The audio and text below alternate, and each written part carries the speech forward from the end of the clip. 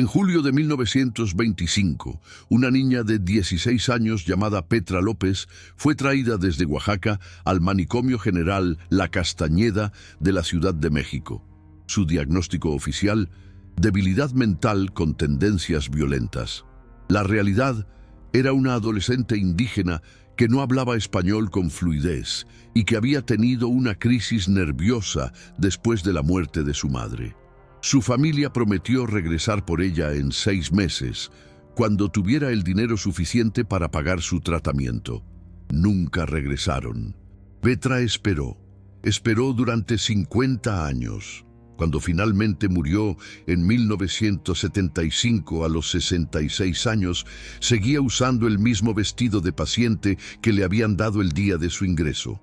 Había pasado más de medio siglo en el mismo pabellón, sin recibir ni una carta, sin una visita, sin que nadie recordara que existía.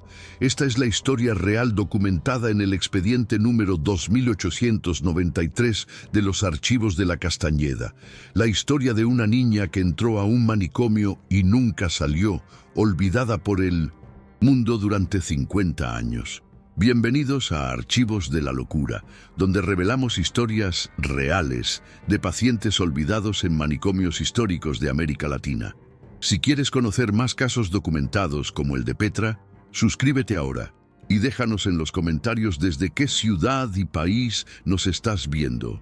Queremos saber dónde están nuestros seguidores. Ahora sí, vamos a conocer la verdadera historia de Petra López, la niña oaxaqueña que pasó 50 años olvidada en La Castañeda. Petra López nació en 1909 en un pequeño pueblo zapoteco cerca de la ciudad de Oaxaca. Su nombre completo era Petra López Martínez. Aunque durante los 50 años que pasó en La Castañeda, nadie se preocupó por recordar su apellido materno. Era la menor de 4 hermanos, hija de un campesino llamado Tomás López y una tejedora llamada Rosa Martínez.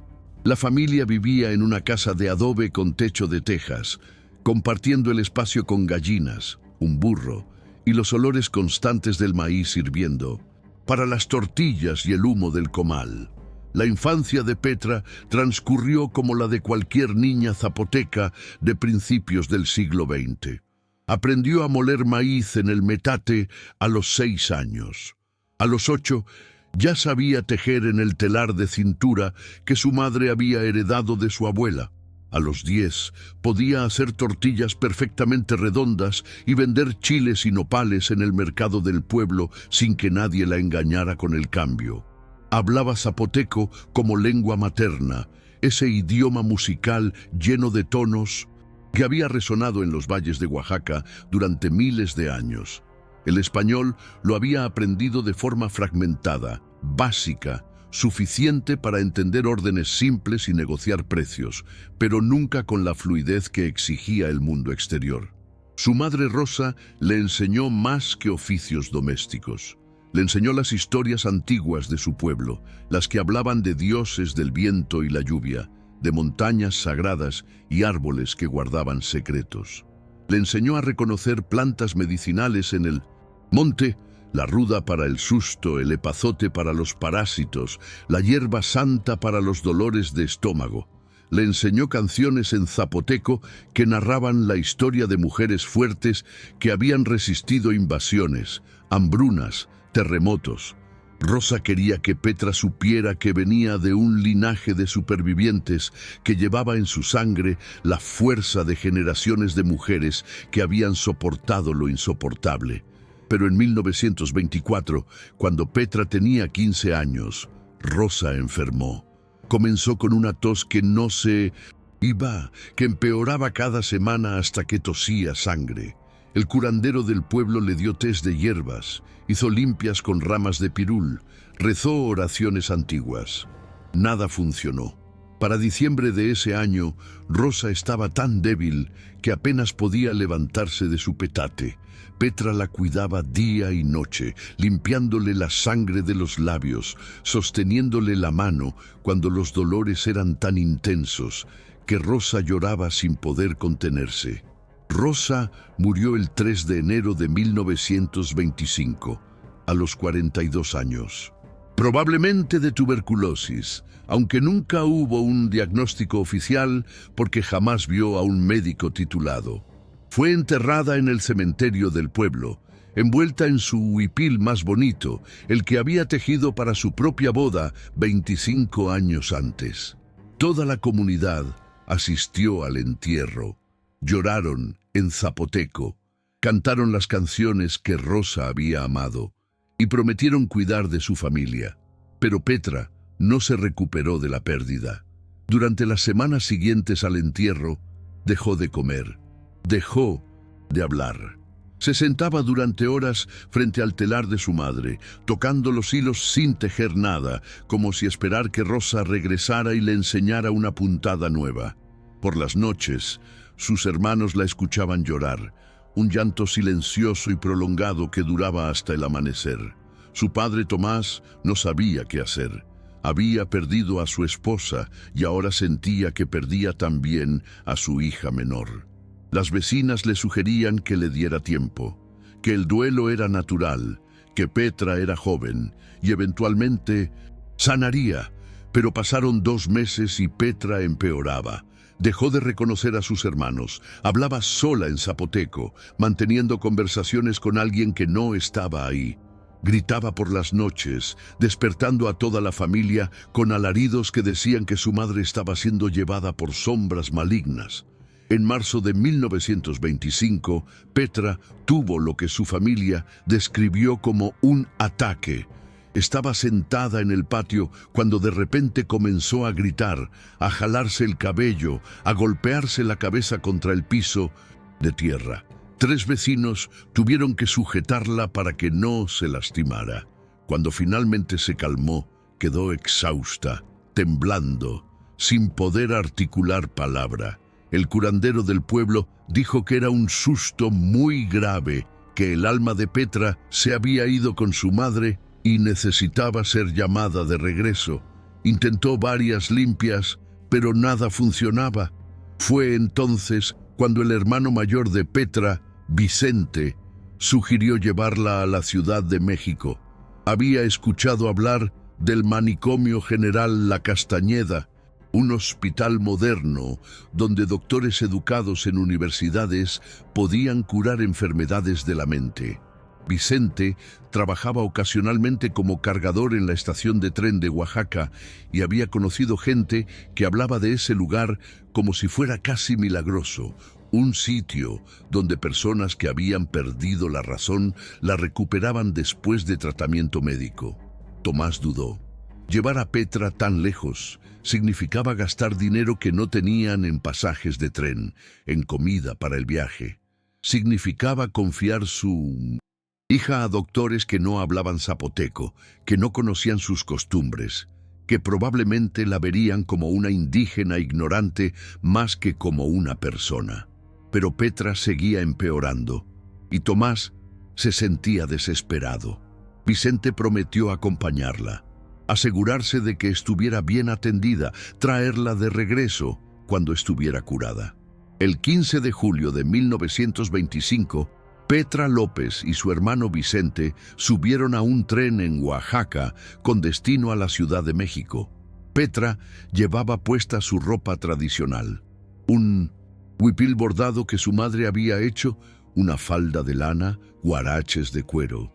Cargaba una bolsa pequeña con sus pocas pertenencias, un rebozo, un peine de madera y una pequeña figura de barro que representaba a la Virgen de la Soledad, patrona de Oaxaca.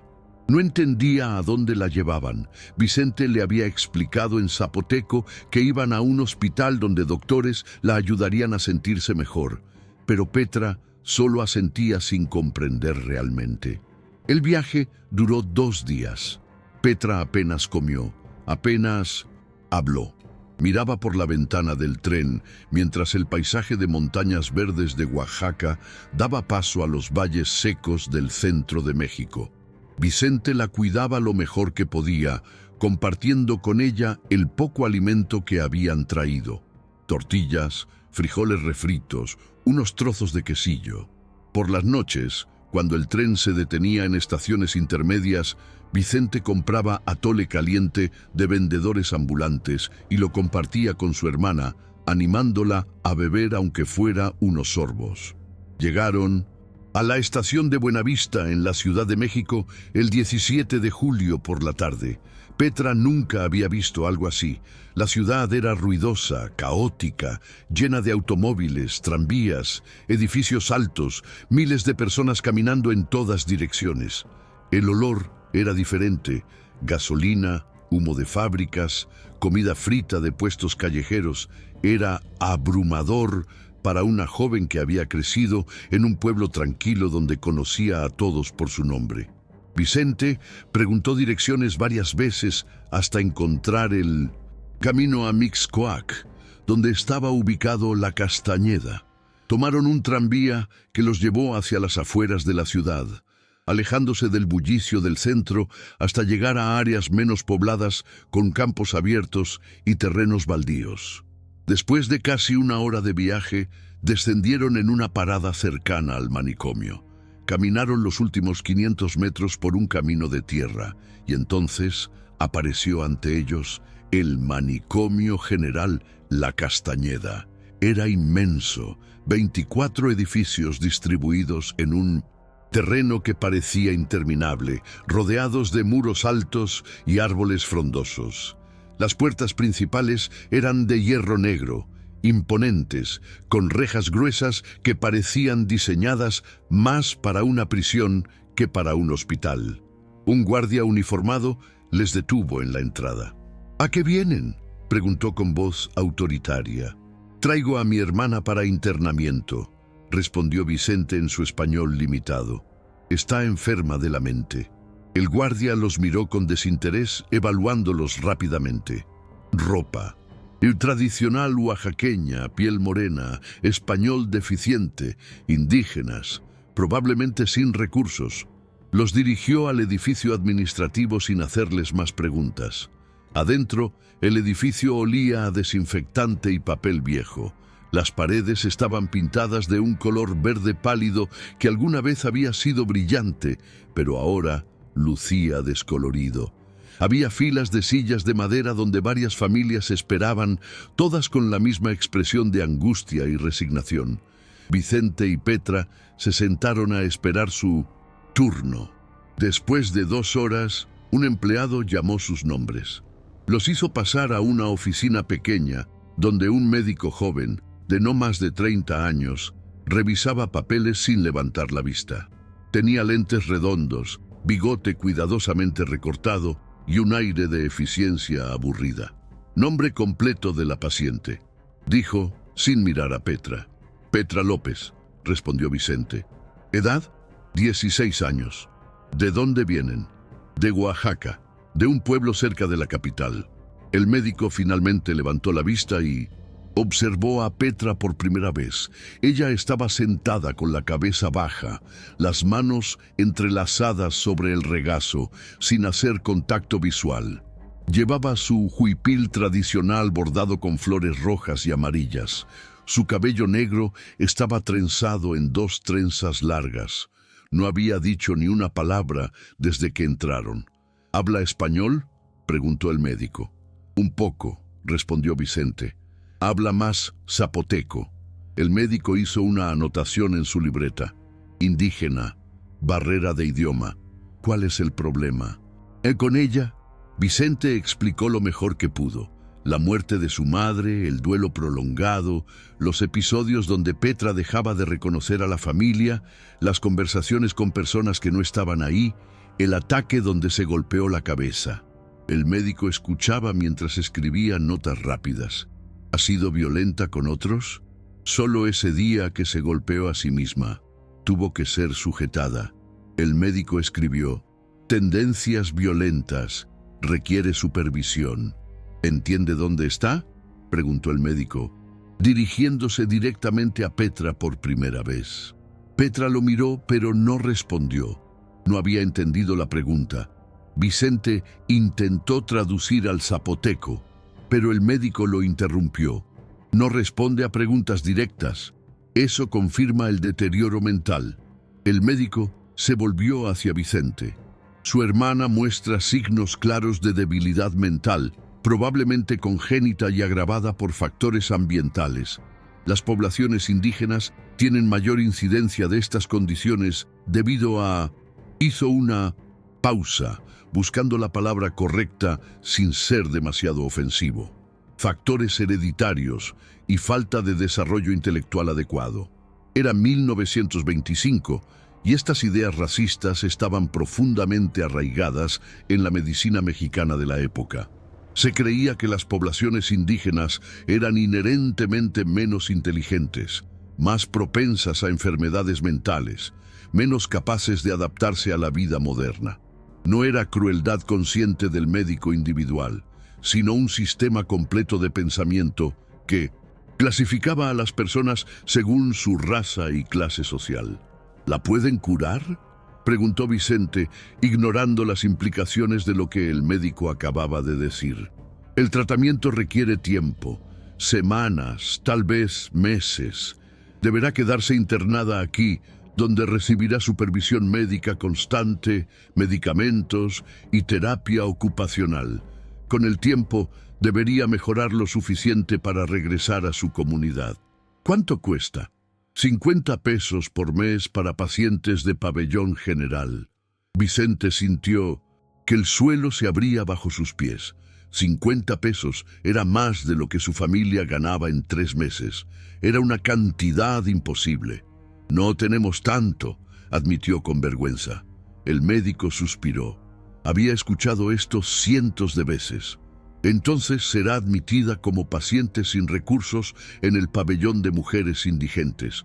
No hay costo, pero las condiciones son básicas y el tratamiento es menos intensivo porque hay menos personal disponible. Vicente no tenía alternativa. Había gastado los últimos ahorros de la familia en los pasajes de tren. No podía pagar 50 pesos mensuales. Ni siquiera podía pagar un mes. Está bien, dijo finalmente. La dejo aquí. ¿Cuándo puedo venir a buscarla? Regrese en 6 meses. Para entonces, deberíamos tener un diagnóstico más completo y un plan de tratamiento definido. Si muestra mejoría, podrá llevarla de vuelta a Oaxaca. Vicente asintió. 6 meses, medio año. Era mucho tiempo, pero si los doctores podían curar a Petra, valía la pena. Volvió hacia su hermana y le habló en zapoteco, explicándole que se quedaría aquí unos meses, que los doctores la ayudarían, que él regresaría pronto a buscarla. Petra lo miró con ojos que parecían entender, pero no protestar. Estaba demasiado perdida en su propio dolor para resistirse. Vicente la abrazó. Era la última vez que la vería. Petra fue llevada al pabellón de mujeres indigentes, un edificio largo de 2 pisos en la esquina suroeste de la Castañeda. Era el menos cuidado de todos los pabellones, el que recibía menos recursos, el que tenía más pacientes y menos personal. Era, esencialmente, el depósito donde el manicomio colocaba a las personas que la sociedad mexicana consideraba menos valiosas. Mujeres pobres, indígenas, sin familia, que pagara por su cuidado. El pabellón tenía capacidad oficial para 60 pacientes. Cuando Petra llegó en julio de 1925, albergaba a 92. Las camas estaban tan juntas que apenas había espacio para caminar entre ellas. El aire estaba denso, cargado de olores, sudor, orina, el desinfectante barato que usaban para limpiar los pisos una vez por semana. Le dieron un uniforme, un vestido gris de tela burda, sin botones, que se cerraba con cordones. Le quitaron su huipil, su falda, sus guaraches. Todo fue guardado en un almacén con una etiqueta que decía Paciente 2893, pertenencias personales. Petra nunca volvería a ver esa ropa. Años después, cuando finalmente preguntó por ella, le dirían que se había perdido durante una reorganización del almacén. También le cortaron el cabello. Era política del manicomio. Todas las pacientes debían tener cabello corto para prevenir piojos. Petra había tenido trenzas largas que llegaban hasta su cintura, trenzas que su madre le había peinado desde que era niña. Una enfermera las cortó sin ceremonia con unas tijeras sin filo, jalando del cabello, haciendo que Petra gritara de dolor. Cuando terminó, el cabello de Petra apenas llegaba a sus orejas. Las trenzas cortadas fueron tiradas a la basura. Le asignaron la cama número 47, ubicada en el centro del dormitorio principal. A su derecha dormía una mujer de unos 50 años que murmuraba constantemente en otomí. A su izquierda, una joven de 20 que había sido internada por epilepsia y que tenía convulsiones varias veces por semana, cayendo de la cama, mordiéndose la lengua, mientras las demás pacientes la miraban sin poder ayudar. Esa primera noche, Petra lloró en silencio. No entendía dónde estaba.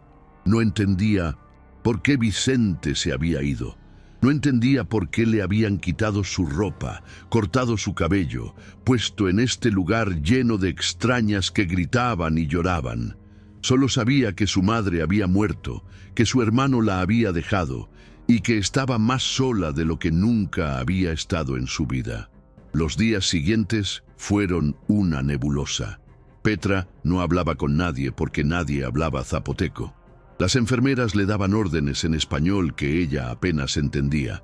Cuando no obedecía rápidamente, las empujaban, la jalaban del brazo, le gritaban como si ser más ruidosas hiciera que entendiera mejor. Petra aprendió rápidamente a simplemente observar lo que las otras pacientes hacían y copiarlas. La rutina era simple y monótona. Despertaban a las 6 cuando una enfermera tocaba una campana. Formaban fila para usar las letrinas comunales. 20 agujeros en el suelo sin puertas, sin privacidad. Luego iban al comedor donde recibían atole aguado y una tortilla dura. Después, las que podían trabajar eran llevadas a terapia ocupacional. Cosían, tejían, trabajaban en los jardines. Las que estaban demasiado enfermas se quedaban en el pabellón bajo la supervisión de una sola enfermera para 90 pacientes. Petra fue puesta en el grupo de costura. Le daban telas viejas y le pedían que hiciera dobladillos simples. Era trabajo que podía hacer, trabajo que su madre le había enseñado. Por unas horas cada día, mientras sus dedos movían la aguja, Petra podía fingir que estaba en casa, que su madre estaba sentada junto a ella en el telar, que esto era solo una pesadilla de la que pronto despertaría. Pero los 6 meses pasaron. Vicente no regresó. 1 año pasó. Vicente no regresó. 2 años pasaron.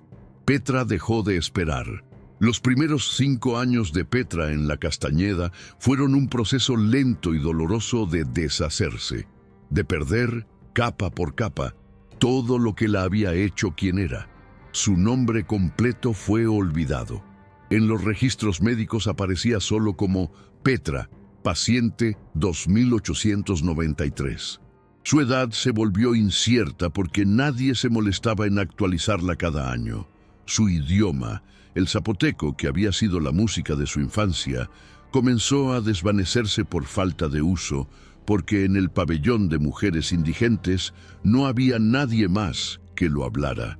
Al principio, Petra se aferraba a su lengua materna como a un salvavidas. Por las noches, acostada en su cama, susurraba en zapoteco las canciones que su madre le había enseñado. Repetía las palabras para los colores, para los animales y para las plantas medicinales. Contaba en zapoteco, Seip, Tobi, Chone, Tap, 1, 2, 3, 4. Era su manera de recordar que había existido un tiempo antes de este lugar, una vida donde había tenido un nombre completo, una familia, una identidad. Pero el español era necesario para sobrevivir. Las órdenes de las enfermeras venían en español. Las reglas del pabellón estaban en español. Si querías comida, tenías que pedirla en español.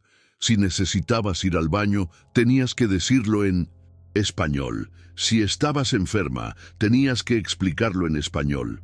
Petra aprendió por necesidad, palabra por palabra, frase por frase. Aprendió sí señora y no señora. Aprendió tengo hambre y me duele aquí. Aprendió lo siento, aunque no siempre entendía por qué estaba pidiendo perdón. Para 1930, después de 5 años en el manicomio, Petra hablaba español con fluidez suficiente para comunicarse básicamente. Pero había pagado un precio. El zapoteco había comenzado a borrarse de su memoria. Ya no recordaba las palabras para ciertas cosas. Las canciones que solía cantarse a sí misma ahora tenían huecos, frases completas que simplemente habían desaparecido de su mente. Era como si cada palabra de español que aprendía borrara una palabra de zapoteco, como si su cerebro solo tuviera espacio limitado y algo tenía que ser sacrificado. Durante esos primeros años, Petra esperaba. Cada domingo, cuando había horario de visitas de 2 a 4 de la tarde, Petra se sentaba en el patio del pabellón, mirando hacia la puerta de entrada. Vicente había prometido regresar. Su padre había prometido que vendría por ella cuando tuviera dinero.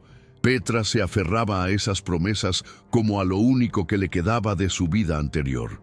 Pero los domingos pasaban, semanas se convertían en meses, meses se convertían en años, y nadie venía. Al principio, Petra inventaba excusas. Tal vez Vicente estaba enfermo, tal vez el viaje desde Oaxaca era muy largo, tal vez estaban ahorrando dinero y vendrían pronto. Pero después de 2 años, las excusas comenzaron a sonar vacías, incluso para ella misma. Después de 3 años, comenzó a aceptar la verdad que otras pacientes ya le habían dicho. Su familia la había olvidado. Había una mujer en el pabellón llamada Esperanza, de unos 40 años, que había sido internada en 1920 y llevaba 10 años esperando que su familia viniera por ella. Esperanza le explicó a Petra con la voz de quien había aceptado lo inevitable. Cuando traen a alguien aquí, especialmente si no tiene dinero para pagar, la familia se siente aliviada. Ya no tienen que cargar con la vergüenza de tener una loca en casa. Pueden decirle a los vecinos que la mandaron a tratamiento médico en la capital, que volverá cuando esté curada. Y con el tiempo simplemente siguen con sus vidas. Se olvidan, o tal vez no se olvidan, pero es más fácil pretender que olvidaron. Petra no quería creerlo, pero con cada domingo que pasaba sin visitas, las palabras de Esperanza se volvían más verdaderas. Para 1932, Petra había dejado de sentarse en el patio los domingos. Ya no esperaba. Había aceptado que la Castañeda era ahora su hogar permanente, que probablemente moriría aquí, que nunca volvería a ver Oaxaca o a su familia. Era una aceptación amarga, que la dejaba vacía por dentro, pero era la única forma de sobrevivir sin volverse realmente loca de desesperación. La vida en el pabellón de mujeres indigentes seguía un ritmo monótono que nunca cambiaba. Las mismas rutinas día tras día. Despertaban a las 6, letrinas comunales, desayuno de atole y tortillas, terapia ocupacional, costura, tejido o trabajo en los jardines, almuerzo de frijoles y arroz, descanso, más trabajo, cena, luces apagadas a las 9. Petra se convirtió en experta en la invisibilidad. Aprendió a seguir las reglas sin cuestionarlas, a mantener la cabeza baja, a no causar problemas. Las pacientes que causaban problemas eran castigadas. Aislamiento en celdas oscuras, baños de agua helada o peor, electroshock. Petra había visto a mujeres regresar de las salas de electrochoque confundidas, llorando, sin recordar sus propios nombres. No quería eso para sí misma, así que se volvió modelo de obediencia. Hacía su trabajo sin quejarse. Comía lo que le daban aunque tuviera mal sabor. Dormía cuando le decían que durmiera. Se movía por el pabellón como un fantasma, presente pero no realmente viva. Los médicos la evaluaban una vez al año. Era siempre el mismo procedimiento. Un doctor joven que Ella nunca había visto antes, revisaba su expediente brevemente. Le hacía 3 o 4 preguntas básicas. ¿Cómo te sientes? ¿Tienes problemas? ¿Te portas bien? Anotaba algo en su libreta y la enviaba de regreso al pabellón. El diagnóstico nunca cambiaba. Debilidad mental, paciente crónica. Requiere internamiento indefinido.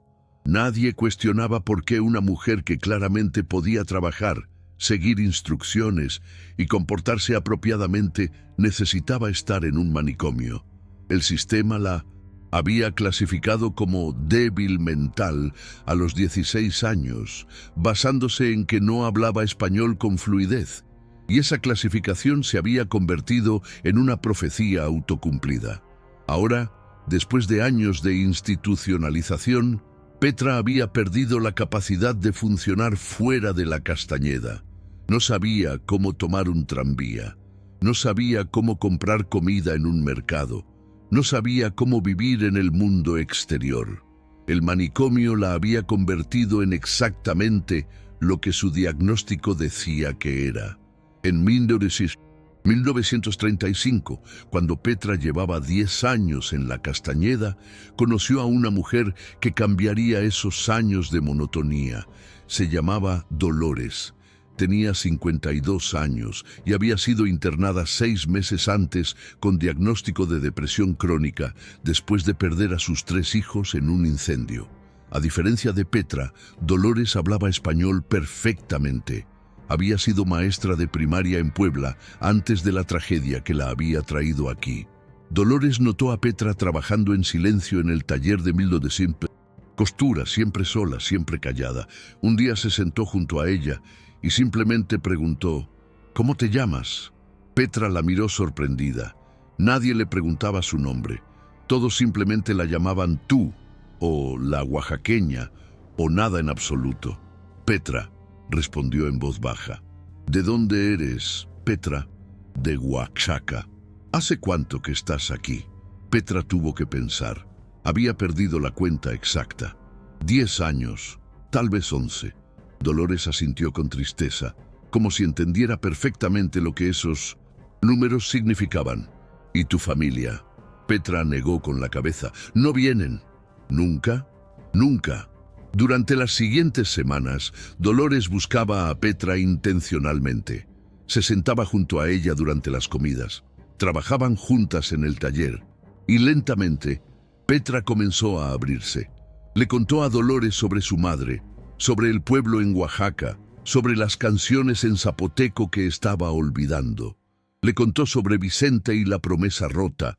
Le contó sobre cómo había llegado aquí, siendo prácticamente una niña, y cómo ahora, a los 26 años, ya no sabía quién era.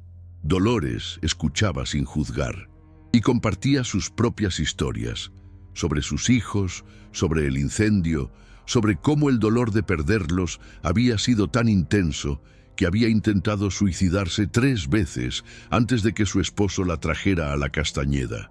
Hablaban de pérdida, de abandono, de lo que significaba ser olvidada por el mundo. Por primera vez en 10 años, Petra tenía algo parecido a una amiga. Alguien que la veía como una persona, no como un número de expediente. Alguien que recordaba su nombre. Alguien que se preocupaba si estaba triste o enferma. Pero la Castañeda tenía una manera cruel de quitar lo poco que daba. En julio de 1936, Dolores comenzó a tener dolores de estómago severos. Al principio, las enfermeras lo ignoraron. Dolor de estómago era común en el manicomio, donde la comida era de mala calidad y la higiene deficiente. Pero los dolores empeoraban. Dolores dejó de comer.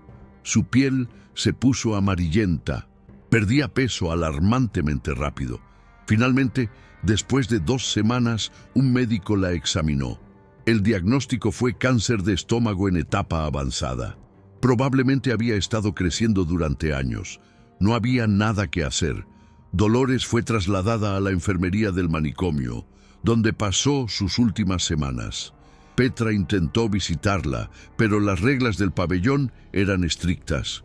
Las pacientes no podían ir a la enfermería a menos que estuvieran enfermas ellas mismas. Petra solo pudo verla una vez, más 3 días antes de que muriera. Dolores estaba en una cama de la enfermería, tan delgada que parecía que podías ver sus huesos a través de la piel. Pero cuando vio a Petra, sonrió. «Vine a verte», dijo Petra sin saber qué más decir. «Me alegra», respondió Dolores con voz débil. «Tenía miedo de morirme sin despedirme». Petra sintió que algo se rompía dentro de su pecho. «No vas a morir». Dolores soltó una risa suave que se convirtió en tos. «Claro que voy a morir, Petra. Y está bien. Voy a ver a mis hijos de nuevo. He estado esperando 11 años para volver a verlos». Se quedaron en silencio por un momento.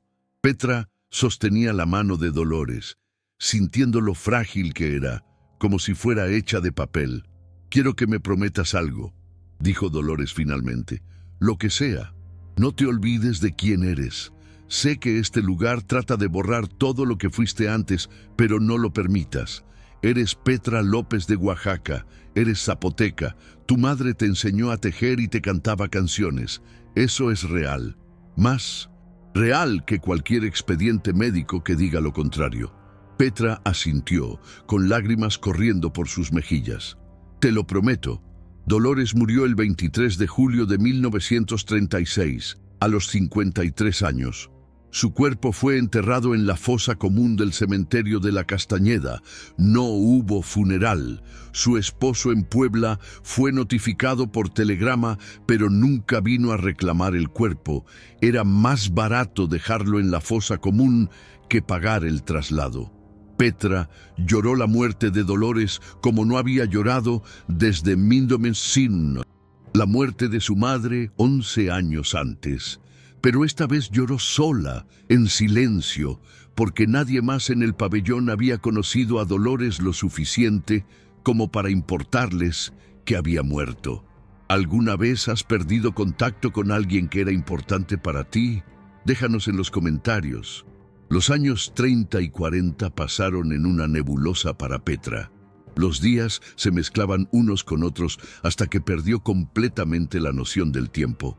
No sabía qué año era, no sabía su edad exacta, sabía que había llegado cuando era joven y ahora ya no lo era, pero los años específicos se habían borrado de su mente. La Castañeda cambiaba a su alrededor. Nuevos tratamientos llegaban y se iban. En 1940 comenzaron a aplicar electroshock. Petra vio a docenas de mujeres ser llevadas a esas salas y regresar diferentes, rotas de alguna manera fundamental. Ella misma fue sometida a electroshock en 1942, después de que un médico joven decidió que 15 años de debilidad mental requerían tratamiento más agresivo. Le aplicaron 6 sesiones. Perdió fragmentos de memoria que nunca recuperaría. El rostro exacto de su padre, el nombre de su pueblo, palabras completas en zapoteco que simplemente desaparecieron de su mente. En 1945, cuando terminó la Segunda Guerra Mundial, llegaron noticias al manicomio de que el mundo exterior había cambiado dramáticamente. Pero para Petra, que llevaba 20 años encerrada, el mundo exterior era abstracto, irreal. México, Estados Unidos, Europa, eran solo nombres que escuchaba ocasionalmente, lugares que podrían no existir. La población de La Castañeda crecía cada año. El pabellón que había sido construido para 60 mujeres ahora albergaba a más de 100. Las camas estaban tan juntas que era imposible caminar entre ellas. El aire estaba siempre viciado. Las enfermedades se propagaban rápidamente: tuberculosis, neumonía, infecciones intestinales. Petra sobrevivió varios brotes que mataron a docenas de mujeres a su alrededor, no por fortaleza particular, sino por simple suerte. Para 1950, Petra llevaba 25 años en La Castañeda. Tenía 41 años, pero parecía de 60. Su cabello, que alguna vez había sido negro brillante, ahora era gris con mechones blancos. Su piel estaba arrugada prematuramente por años de mala alimentación y falta de sol. Sus dientes estaban en mal estado, varios faltaban, otros podridos. Su espalda estaba encorvada de años durmiendo en colchones delgados y trabajando inclinada sobre tareas de maintenance, costura. Ya no recordaba con claridad su vida antes de la Castañeda. Su madre era una figura borrosa en su memoria.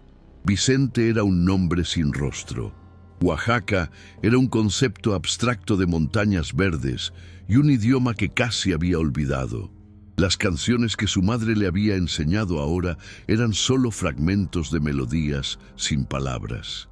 Petra había sido institucionalizada tan completamente que ya no podía imaginar otra vida.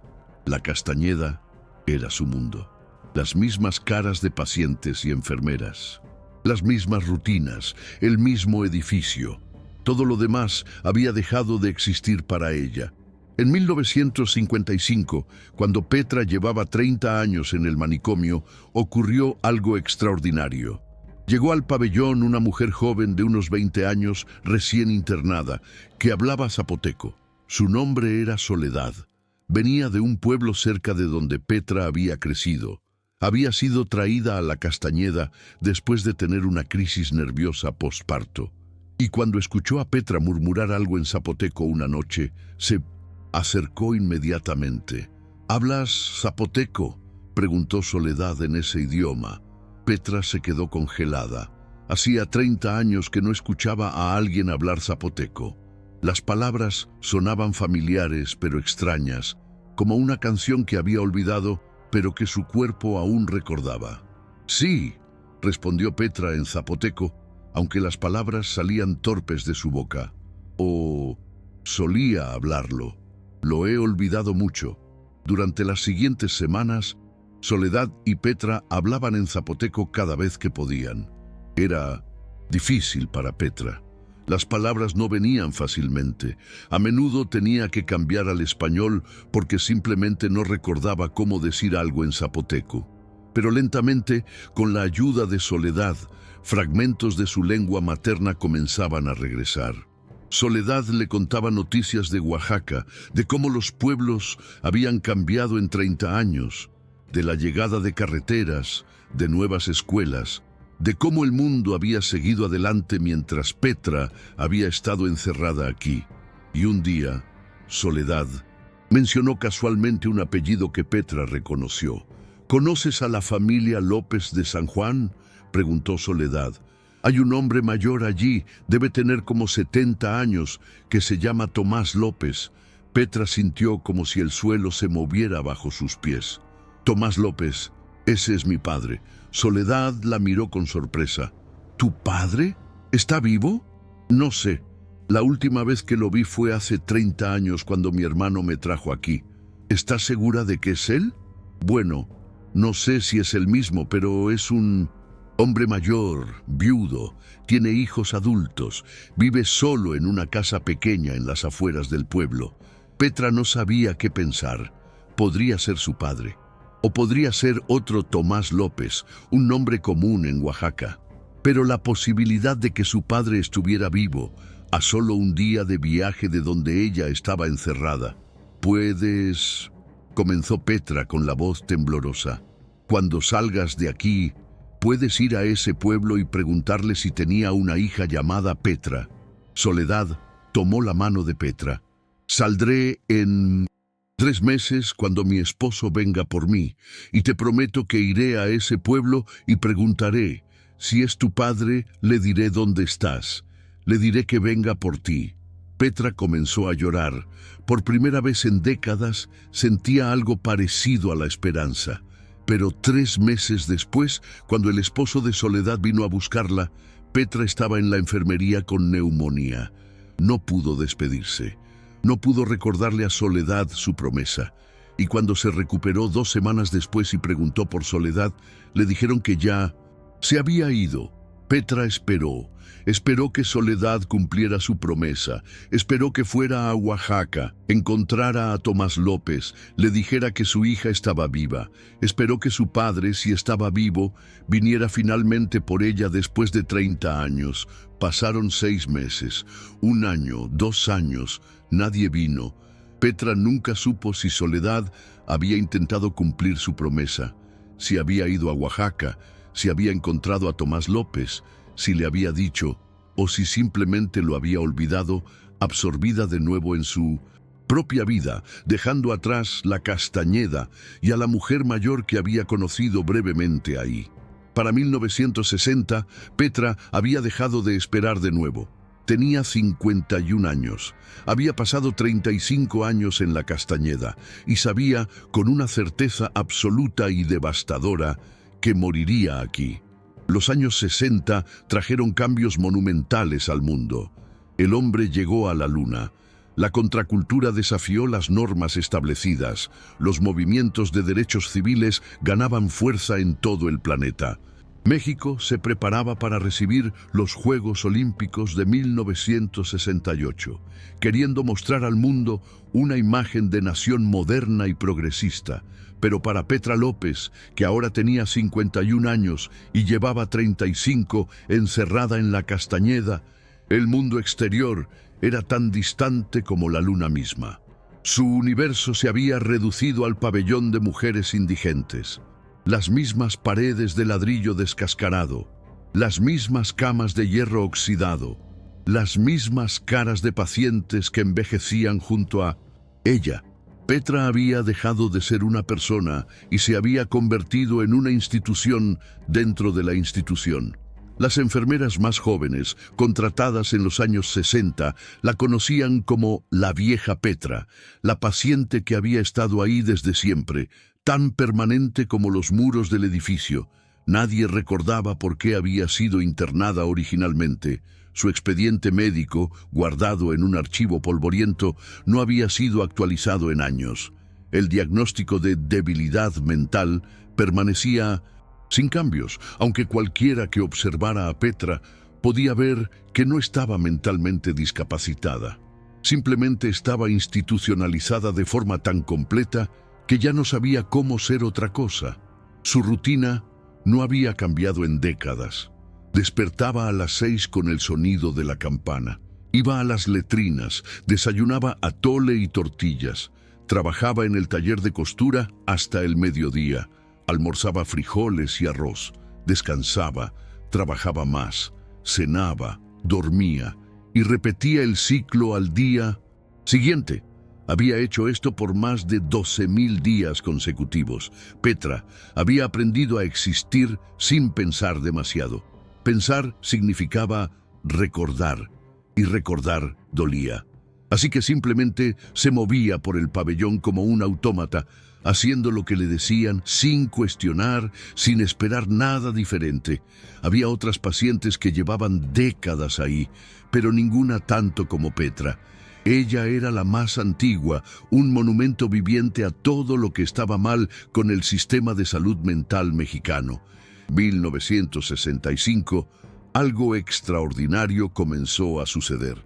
El gobierno mexicano anunció reformas al sistema de salud mental. Se hablarían de hospitales psiquiátricos modernos que reemplazarían los viejos manicomios. Se habló de tratamientos humanitarios y reintegración social. Las palabras sonaban bonitas, pero para los pacientes crónicos de la Castañeda eran solo palabras. En noviembre de 1965, el secretario de Salud visitó la Castañeda por primera vez. Fue conducido inicialmente solo a los pabellones presentables, el pabellón central y el pabellón piloto, donde se aplicaban los tratamientos más modernos y donde las condiciones eran relativamente buenas. Pero el director del hospital, el doctor Guillermo Calderón Narváez, decidió mostrarle la verdad completa. Lo llevó al pabellón de mujeres indigentes. Lo que el secretario vio lo horrorizó. Más de 100 mujeres hacinadas en un espacio para 60. El olor era nauseabundo, una mezcla de orina, sudor y desinfectante barato que no lograba enmascarar la suciedad. Las paredes estaban manchadas de humedad y moho, las pacientes estaban vestidas con harapos, muchas caminaban descalzas porque no había suficientes zapatos, algunas simplemente estaban sentadas en el suelo, mirando la nada, habiendo perdido la voluntad de hacer cualquier otra cosa. El secretario vio a Petra ese día, aunque no sabía su nombre. Era solo una mujer mayor entre muchas, sentada en su cama, cosiendo un pedazo de tela con movimientos mecánicos. Tenía 56 años, pero parecía de 75. Su cabello era completamente blanco. Su piel estaba arrugada y manchada. Su espalda estaba tan encorvada que apenas podía mantenerse erguida. Sus manos temblaban ligeramente, efecto secundario de décadas de medicamentos psicotrópicos. Después de esa visita, el secretario tomó una decisión. La Castañeda debía cerrarse. Era una vergüenza nacional. No podía permitirse que existiera mientras México intentaba proyectar una imagen moderna al mundo durante los Juegos Olímpicos. La Operación Castañeda comenzó oficialmente en enero de 1968. El plan era simple en papel: trasladar a los 2.800 pacientes que aún vivían en el manicomio a 6 nuevos hospitales psiquiátricos distribuidos por la Ciudad de México y otras ciudades, demoler los edificios, borrar cualquier evidencia de que este lugar había existido. Pero implementar el plan fue caótico. No había suficientes camas en los nuevos hospitales para todos los pacientes. No había suficiente personal capacitado. No había suficiente presupuesto. Y nadie había pensado realmente en qué hacer con los pacientes crónicos, aquellos que habían pasado décadas institucionalizados y que no tenían familia que los reclamara. En marzo de 1968 comenzaron a hacer listas. Los pacientes fueron clasificados en categorías. Categoría A: pacientes con diagnósticos tratables que podrían beneficiarse de hospitalización moderna. Serían trasladados al Hospital Psiquiátrico Fray Bernardino Álvarez o al Hospital Dr. Juan N. Navarro. Categoría B: pacientes crónicos con familias que pudieran hacerse cargo de ellos. Serían dados de alta y devueltos a sus familias. Categoría C: pacientes crónicos sin familia, mayores de 60 años, con enfermedades físicas además de mentales. Serían trasladados a hospitales campestres, antiguas granjas, donde recibirían cuidados básicos hasta su muerte. Categoría D: pacientes crónicos sin familia, sin enfermedades graves, capaces de trabajar. Estos representaban un problema, porque no encajaban en ninguna institución específica. Petra fue clasificada en categoría D. Tenía 59 años, llevaba 43 años internada, no tenía familia conocida, pero estaba relativamente saludable y podía trabajar. Los administradores no sabían qué hacer con personas como ella. Durante meses, Petra y otros pacientes de categoría D simplemente esperaron mientras los otros grupos eran trasladados primero. Veían cómo las pacientes más jóvenes eran llevadas en ambulancias a los nuevos hospitales. Veían cómo algunas familias llegaban finalmente a buscar a parientes que habían olvidado durante años. Veían cómo el pabellón se vaciaba lentamente.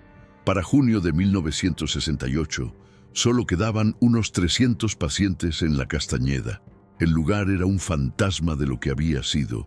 Pabellones completos estaban vacíos, con las puertas abiertas y el viento soplando a través de dormitorios abandonados. Los comedores estaban desiertos, los jardines habían crecido salvajemente sin nadie que los cuidara. El 29 de junio de 1968, la Castañeda cerró oficialmente sus puertas. Los 300 pacientes restantes, incluyendo a Petra, fueron trasladados apresuradamente a diferentes instituciones. No hubo un registro adecuado de quién fue enviado a dónde. Las familias no fueron notificadas porque la mayoría de estos pacientes no tenían familia que se preocupara. Petra fue enviada al Hospital Campestre Dr. Samuel Ramírez Moreno, ubicado en Tlalpan, al sur de la Ciudad de México. Fue subida a un autobús escolar junto con otras 20 mujeres mayores, todas tan confundidas como ella sobre lo que estaba sucediendo. No le permitieron llevar nada consigo. Sus pocas pertenencias, un peine, una figura pequeña de la Virgen de la Soledad que alguien le había regalado años atrás, unos zapatos viejos, fueron dejadas en la Castañeda y eventualmente tiradas a la basura cuando demolieron el edificio. El Hospital Campestre era muy diferente a la Castañeda. Era más pequeño, con solo 200 camas. Los edificios eran más nuevos, más limpios, había más enfermeras por paciente. La comida era ligeramente mejor, pero para Petra, que había pasado 43 años en el mismo lugar, el cambio fue devastador. No reconocía nada. Las rutinas eran diferentes, los horarios eran diferentes, las caras eran todas desconocidas. Petra, que había aprendido a sobrevivir manteniéndose invisible y siguiendo rutinas establecidas, de repente no sabía qué hacer. Se sentía perdida en este lugar nuevo, como si alguien la hubiera arrancado de raíz y plantado en tierra extraña. Durante las primeras semanas, Petra apenas comía. Se sentaba en su nueva cama, en un dormitorio que no reconocía, rodeada de mujeres que no conocía, y simplemente miraba la pared. Las enfermeras intentaban hablarle, animarla, integrarla a las actividades del hospital, pero Petra no respondía. Se había encerrado dentro de sí misma, en el único lugar que todavía le pertenecía. Lentamente, muy lentamente, Petra comenzó a adaptarse. Aprendió las nuevas rutinas, encontró su lugar en el taller de costura del hospital. Se sentaba en la misma silla todos los días, cosiendo los mismos dobladillos que había cosido durante décadas en la Castañeda. Era lo único familiar en un mundo que había cambiado demasiado rápido. Pero algo en Petra se había roto con el traslado. La pequeña chispa de vida que le había quedado después de 43 años en la Castañeda se había apagado. Ya no hablaba con nadie, ya no cantaba las pocas frases en zapoteco que aún recordaba. Simplemente existía día tras día como un reloj que sigue funcionando mucho después de que nadie lo necesita. Los años siguientes pasaron en una nebulosa para Petra. El mundo exterior seguía cambiando. En 1969, el hombre caminó en la luna. En 1970, México organizó la Copa Mundial de Fútbol. En 1971, ocurrió la matanza del Jueves de Corpus. Pero Petra no sabía nada de esto. Su mundo era el Hospital Campestre, las mismas rutinas, las mismas caras, el mismo dormitorio. Su salud comenzó a deteriorarse en 1973. Tenía 64 años y su cuerpo mostraba los efectos de casi 50 años de institucionalización. Desarrolló artritis severa que hacía que cada movimiento fuera doloroso. Su vista se deterioró hasta que apenas podía ver más allá de unos metros. Su audición también falló, dejándola en un mundo cada vez más silencioso y borroso. Pero lo peor era su mente. Petra había comenzado a confundir el pasado con el presente. A veces creía que todavía estaba en la Castañeda, otras veces creía que era una niña de nuevo en Oaxaca y llamaba a su madre con voz débil. Las enfermeras reconocían estos síntomas: demencia senil, común en pacientes institucionalizados durante décadas. Para 1975, Petra necesitaba ayuda para las funciones más básicas. Ya no podía caminar sin apoyo. Ya no podía alimentarse sola.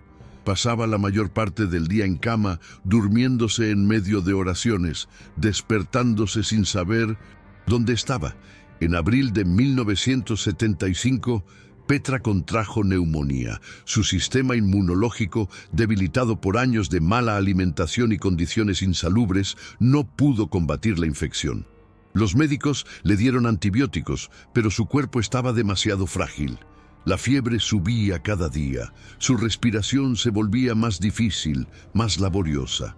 El 3 de mayo de 1975, a las 3 de la mañana, Petra López dejó de respirar.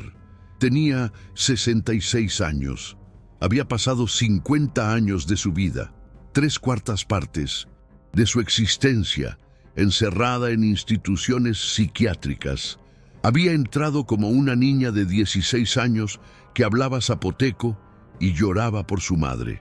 Murió como una anciana que había olvidado su lengua materna, que apenas recordaba su pueblo natal, que había perdido casi todo lo que alguna vez la había hecho Petra. No hubo funeral. El cuerpo de Petra fue preparado en la morgue del hospital por 2 empleados que no sabían nada sobre ella más allá de su número de expediente. 2893, trasladado de Mindones en La Castañeda. La envolvieron en una sábana blanca, la colocaron en un ataúd de madera barata y la llevaron al cementerio del hospital. Petra fue enterrada el 4 de mayo de 1975 en una fosa común. No había lápida, no había nombre grabado en piedra, solo un pequeño marcador de metal con el número 2893 que se oxidaría y desaparecería con el tiempo. Nadie asistió al entierro excepto los 2 trabajadores que cavaron la tumba. No hubo palabras pronunciadas, no hubo canciones, no hubo nadie que dijera: aquí yace Petra López de Oaxaca, quien merecía algo mejor que esto. Su expediente fue cerrado con una nota breve: paciente 2893, fallecida por neumonía. Causa subyacente: deterioro general por institucionalización prolongada, sin familia conocida, enterrada en fosa común del Hospital Campestre Dr. Samuel Ramírez Moreno. Y así, Petra desapareció de la historia, como si nunca hubiera existido, como si sus 50 años de sufrimiento no importaran, como si fuera solo un número más entre los miles que habían pasado por el sistema de salud mental mexicano y habían sido olvidados. Pasaron 23 años. La Ciudad de México creció y cambió. Los edificios de La Castañeda fueron demolidos en 1969 y en su lugar se construyeron unidades habitacionales, escuelas, un supermercado Walmart. Las personas que vivían ahí no sabían que caminaban sobre terreno donde miles habían sufrido durante casi 60 años. Los archivos médicos del manicomio fueron empacados apresuradamente en 427 cajas y enviados al sótano del Instituto de Investigaciones Históricas de la UNAM, donde permanecieron sin tocar, acumulando polvo. En 1998, un historiador joven llamado Dr. Andrés Ríos Molina comenzó su investigación doctoral sobre la historia de la psiquiatría en México. Un archivista de la UNAM le mencionó casualmente que había unas cajas viejas en el sótano con expedientes de La Castañeda. El doctor Ríos bajó al sótano y encontró un tesoro olvidado. Más de 30,000 expedientes médicos que documentaban casi 60 años de historia psiquiátrica. Durante los siguientes 10 años, el doctor Ríos y su equipo catalogaron meticulosamente esos expedientes. Cada uno contaba una historia: nombres, edades, diagnósticos, tratamientos, vidas completas reducidas a páginas amarillentas escritas a máquina. Entre esos miles de expedientes estaba el número 2893, Petra López. El expediente de Petra era más grueso que muchos otros porque había estado institucionalizada durante 50 años. Contenía su ficha de ingreso fechada el 17 de julio de 1925. Había una fotografía pequeña, borrosa, tomada el día de su llegada. Una joven de 16 años con trenzas largas, vestida con un huipil tradicional, mirando a la cámara con ojos asustados. Era la única imagen que existía de Petra joven antes de que el sistema la destruyera. El expediente contenía notas médicas esporádicas de los primeros años. Un doctor había escrito en 1927: paciente muestra dificultades de comunicación debido a barrera de idioma. Progreso limitado en tratamiento. Otro en 1935. Paciente institucionalizada de forma prolongada, pronóstico de alta, desfavorable. Y así, año tras año, notas breves que documentaban no la enfermedad de Petra, sino su abandono sistemático. Había una carta en el expediente que el doctor Ríos encontró particularmente conmovedora. Fechada en 1930, 5 años después del ingreso de Petra, era de un trabajador social del manicomio que había intentado localizar a su familia. La carta decía: se ha intentado contactar a la familia de la paciente Petra López en Oaxaca sin éxito. Las direcciones proporcionadas en el momento del ingreso ya no son válidas. Se envió correspondencia a la presidencia municipal del pueblo mencionado solicitando información sobre la familia López, pero no se ha recibido respuesta. Se considera que la paciente ha sido abandonada por su familia. Se recomienda continuar internamiento indefinido. Esa fue la única vez que alguien intentó encontrar a la familia de Petra. Después de eso, simplemente fue olvidada dentro del sistema. El expediente contenía evaluaciones anuales rutinarias, siempre con el mismo diagnóstico: debilidad mental, paciente crónica. Nadie cuestionó por qué una mujer que claramente podía trabajar, seguir instrucciones y comportarse apropiadamente necesitaba estar institucionalizada. El doctor Ríos, movido por la historia de Petra, intentó encontrar algún rastro de su familia.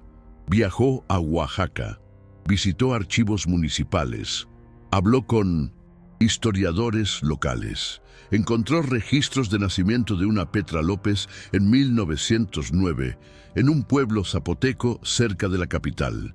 Encontró el registro de defunción de Rosa Martínez en 1925, pero no pudo encontrar qué había pasado con el padre, Tomás López, o con el hermano, Vicente López. Probablemente habían muerto hacía décadas. Si tuvieron descendientes, no sabían nada sobre una tía o hermana que había desaparecido en 1925. La historia de Petra fue incluida en el libro del Dr. Ríos, publicado en 2009, La locura durante la Revolución Mexicana, los olvidados de la Castañeda. Un capítulo completo estaba dedicado a pacientes indígenas que habían sido internados no por enfermedad mental, sino por barreras culturales y lingüísticas que fueron malinterpretadas como debilidad mental. En 2015, el gobierno de la Ciudad de México colocó una placa conmemorativa en el sitio donde alguna vez estuvo la Castañeda. La placa menciona que más de 60,000 personas fueron internadas ahí durante 58 años, que muchos fueron tratados injustamente, que la ciudad se compromete a hacer mejor las cosas. Pero no menciona nombres específicos. No menciona a Petra. En 2018, el Dr. Ríos organizó un evento en la UNAM, donde presentó fotografías y documentos de pacientes indígenas de la Castañeda. Entre las fotografías estaba la de Petra, la niña de 16 años con trenzas y huipil, mirando a la cámara con ojos que no sabían qué pasaría el resto de su vida encerrada. La fotografía fue vista por cientos de personas. Algunos lloraron, otros simplemente guardaron silencio, confrontando la verdad incómoda de lo que su país había hecho a sus ciudadanos más vulnerables. Hoy, en algún lugar del sur de la Ciudad de México, bajo un terreno que ahora es parte de un parque público, están los restos de Petra López. No hay marcador. No hay forma de saber exactamente dónde está enterrada. Niños juegan fútbol sobre tierra que contiene cientos de cuerpos de pacientes olvidados. Familias hacen picnics los domingos sin saber que están sentadas sobre una fosa común. Pero gracias al trabajo del Dr. Ríos y otros investigadores, la historia de Petra ha sido preservada. Su expediente ha sido digitalizado y está disponible en los archivos de la UNAM. Cualquiera puede leerlo, puede ver su fotografía, puede saber su nombre. Es un pequeño consuelo, pero es algo. Es la diferencia entre desaparecer completamente y ser recordada. La historia de Petra plantea preguntas difíciles que siguen siendo relevantes hoy. ¿Cuándo es apropiado internar a alguien contra su voluntad? ¿Cómo diferenciamos entre enfermedad mental real y diferencias culturales malinterpretadas? ¿Qué responsabilidad tiene el Estado hacia personas que no tienen familia que abogue por ellas? ¿Cómo prevenimos que personas vulnerables sean simplemente olvidadas dentro del sistema? Petra no estaba loca cuando llegó a la Castañeda en 1925. Estaba en duelo. Estaba traumatizada por la muerte de su madre. Tenía una crisis nerviosa, completamente normal, dadas las circunstancias, pero porque no hablaba español con fluidez, porque era indígena, porque era pobre, porque su familia no podía pagar tratamiento privado, fue clasificada como débil mental y condenada a pasar el resto de su vida institucionalizada. El sistema la falló en cada nivel posible. Los médicos que la diagnosticaron sin entender su idioma o cultura, la administración del manicomio que nunca cuestionó por qué seguía ahí año tras año, la sociedad que prefirió olvidar que existía antes que enfrentar lo que le estaban haciendo, y su propia familia que, por razones que nunca sabremos completamente, nunca regresó por ella. Petra entró a la Castañeda como Petra López, una joven zapoteca de Oaxaca, con una historia, una cultura, una identidad. Murió como paciente 2893, despojada de todo lo que la había hecho quien era. El sistema le quitó su lengua materna, sus tradiciones, su conexión con su tierra, su familia, su dignidad. Y cuando murió, ni siquiera le dieron el respeto de una tumba con su nombre. Pero Petra no es solo una víctima, es también un símbolo de resistencia. Sobrevivió 50 años en un sistema diseñado para quebrar a las personas. Mantuvo fragmentos de su identidad zapoteca incluso cuando el español la tragaba. Encontró maneras de conectar con otras personas, como dolores y soledad, incluso en el lugar más deshumanizante. Siguió existiendo, respirando, viviendo, incluso cuando hubiera sido más fácil rendirse. Y su historia sobrevivió, contra todas las probabilidades, en un expediente polvoriento en un sótano olvidado. La historia de Petra esperó 73 años a ser encontrada. Y ahora es contada, no para generar lástima, sino para exigir que recordemos los nombres de quienes el sistema intentó borrar, que recordemos las injusticias que fueron cometidas en nombre de la medicina, que recordemos que la dignidad humana no es negociable, sin importar el diagnóstico, el idioma, la clase social o el color de piel. Esta historia está basada en los archivos reales del Manicomio General La Castañeda, que operó en la Ciudad de México entre 1910 y 1968. Petra López fue una de más de 60,000 pacientes que pasaron por sus puertas. Su expediente, el número 2893, se encuentra ahora en los archivos del Instituto de Investigaciones Históricas de la UNAM. La historia de Petra representa a cientos de pacientes indígenas que fueron internados en la Castañeda no por enfermedad mental, sino por barreras culturales y lingüísticas que fueron malinterpretadas como debilidad mental o retraso cognitivo. Muchos pasaron décadas institucionalizados. Muchos murieron sin recibir ni una sola visita. Sus historias merecen ser contadas. En 2015, la Ciudad de México colocó una placa conmemorativa en el sitio donde estuvo la Castañeda, reconociendo el sufrimiento de quienes estuvieron ahí. Es un paso hacia la memoria, pero queda mucho trabajo por hacer para asegurarnos de que la sociedad no olvide a sus miembros más vulnerables y que nunca vuelva a permitir que personas sean olvidadas dentro del sistema. Si quieres conocer más casos documentados como el de Petra, suscríbete a Archivos de la Locura. Cada semana traemos nuevas historias reales de pacientes y tratamientos olvidados en manicomios de América Latina. Déjanos en los comentarios, ¿conocías la historia de la Castañeda? ¿Cómo podemos asegurarnos de que personas como Petra no sean olvidadas? Nos vemos en el próximo archivo.